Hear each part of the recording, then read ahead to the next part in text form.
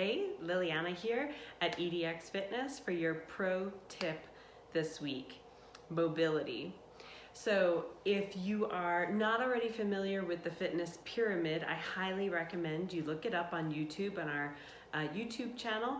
The fitness pyramid, there are 4 stages to gaining ultimate fitness, and the foundation of that pyramid is your mobility, or your ability to move your joints through their full range of motion. Now, we all have some places that we could work on, right? Especially if we sit a lot or spend a lot of time in one position.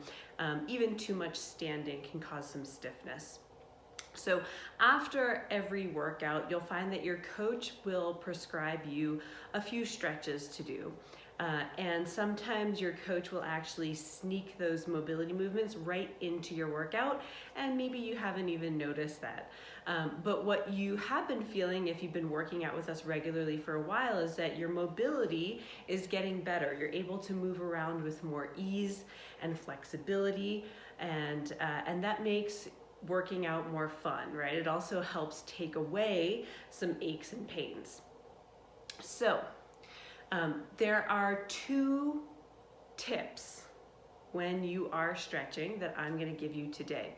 But the first thing I want to emphasize is that if you're not already stretching, if you're kind of skipping that mobility section at the end of your workout, I highly recommend that you budget in the 5 minutes at the end of your workout. 3 to 5 minutes will pay huge dividends in the long run. So that little bit of time investment at the end of each workout is really all it takes, because we know consistency is key, right? And you don't have to wonder about what am I doing, what stretches should I be doing. It's already written in there for you. But ultimately, any stretching is better than none, right? Okay, so here are my 2 tips. When you are stretching, how do you know that you are getting a proper stretch? Well, there's a way to tell if you're overstretching. And the best way to tell is by paying attention to your breath. If you can take a deep breath and kind of relax into the movement, you are golden.